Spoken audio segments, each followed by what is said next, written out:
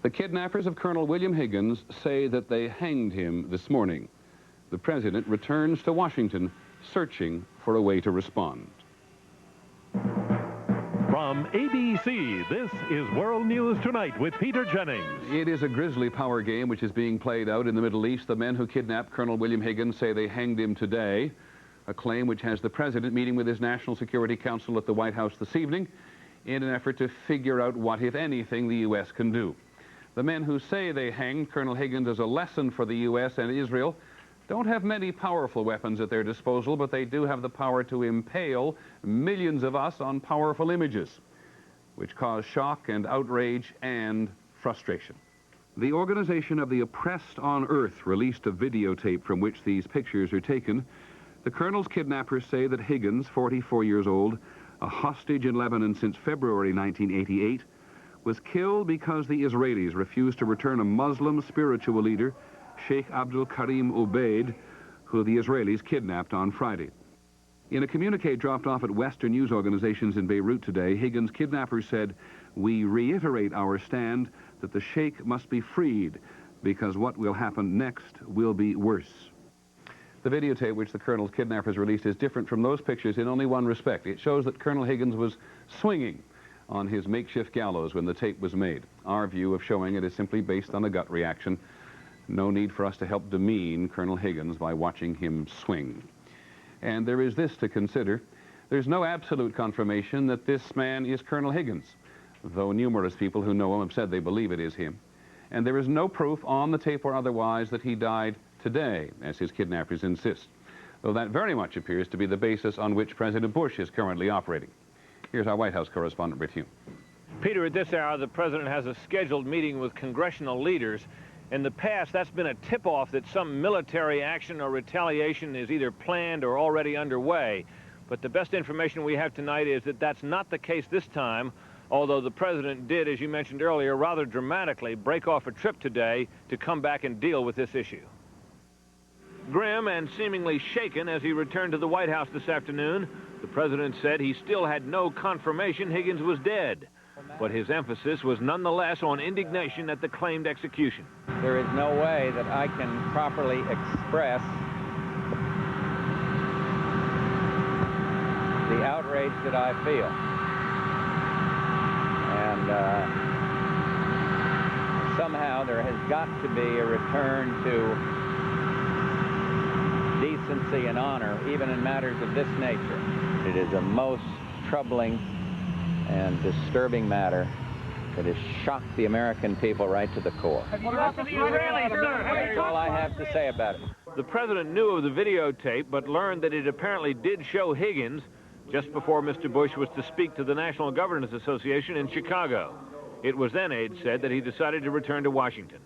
On the way back aboard Air Force One, senior aide said the president would take no action pending final confirmation of Higgins' death, but made clear the president had had time to think about what to do if Higgins were killed. I assure you that the president and his policy advisors are aware of the broad range of options that they have to review. Later at the White House, spokesman Marlin Fitzwater said the president's warning of yesterday that the captors would be held responsible for Higgins' fate had been, quote, relayed to all relevant parties in the region. Meanwhile, on Capitol Hill, there were the familiar frustrated calls for action, unspecified, of course, and one surprising blast at the Israelis for starting all this. Can't continually apologize for Israeli actions in this country when it endangers the lives of Americans in some far-off country. And perhaps a little more responsibility on the part of the Israelis one of these days would be refreshing. Late today, the president's senior national security advisors, including CIA Chief Webster, arrived for a meeting carrying maps, which would later also be used to brief members of Congress.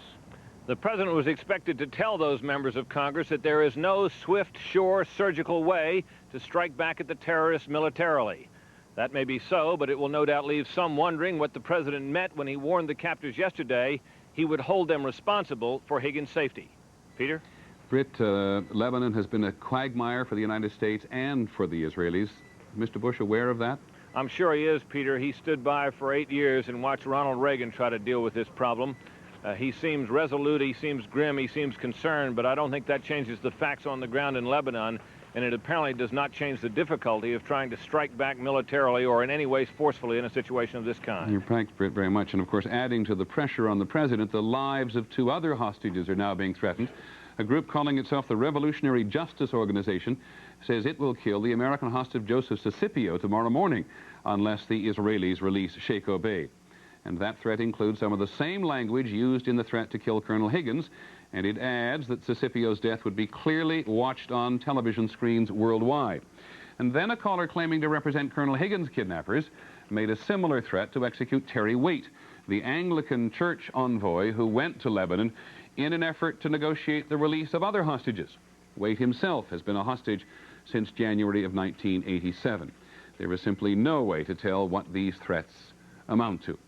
The United States has a significant military force not far from Lebanon. You heard some references to options, but that military force almost makes the situation more frustrating, since that kind of military power alone has only gotten the United States in trouble in Lebanon before. ABC's Bob Zelnick is at the Pentagon. Among U.S. forces in the area are one battle group headed by the aircraft carrier Coral Sea, now in port at Alexandria, Egypt, and another by the battleship Iowa in port at Marseille, France. A 2,400-man Marine Expeditionary Force is also in the region, just south of Crete, but administration sources say these may be of little use. In 1983, the battleship New Jersey fired on Syrian positions in Lebanon following several terrorist incidents.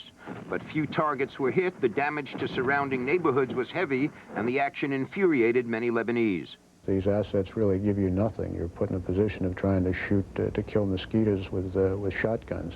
Intelligence sources say that during the 17 months Higgins was held hostage, the U.S. had occasional information on the whereabouts of his captors. But even with such information available now, sources say a punitive U.S. strike could lead to retaliation against 8 surviving American hostages. Another option, striking at Iran, patron of the Hezbollah faction, just as Libya was hit in 1986. But sources say this move would be condemned by the international community and would undermine efforts to improve relations with the Tehran government. Senior Pentagon officials tell ABC News that the Joint Chiefs of Staff oppose military action at this time. In their view, the lack of appropriate targets and high risk to American hostages tip the scales on the side of caution. Peter? Bob, is there any indication today that the U.S. and the Israelis have been talking or even coordinating about what they want to do next? Peter, no formal communications on this subject. The administration is very wary about turning this episode into a U.S.-Israeli confrontation. At the same time, throughout the administration, one senses the view that Israel has made a very serious mistake, that other hostages are at risk, and that it would be in everybody's benefit if the Sheikh Obeid were somehow to escape from Israel and wind up back in Lebanon safely. Okay, Bob Zelnick at the Pentagon. You can imagine the Israelis have not been silent on this subject. In a moment, we'll have their reaction to what's gone on today. This is World News Tonight with Peter Jennings, brought to you by